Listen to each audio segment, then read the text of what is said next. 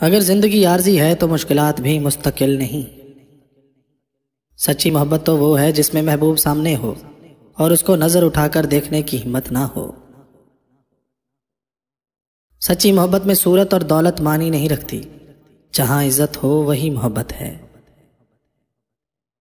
دعا دستک کی طرح ہوتی ہے اور مسلسل دستک سے دروازہ کھل ہی جاتا ہے۔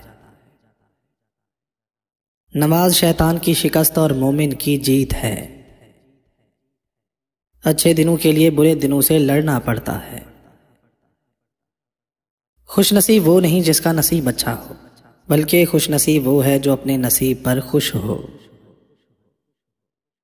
اپنے اندر پرندے کی طرح عاجزی پیدا کرو، جو آسمان کی بلندیوں کو چھو کر بھی اپنی گردن جھکا کر رکھتا ہے۔ دوسروں کے بارے میں اچھا گمان رکھنا بہترین عبادت ہے۔ دوست، کتاب، راستہ اور سوچ غلط ہوں تو گمراہ کر دیتے ہیں۔ اصل طاقت برداشت کرنے میں ہوا کرتی ہے، انتقام لینے میں نہیں۔ روشنی کی امید ضرور رکھو، مگر امیدوں پر زندگی مت گزارو۔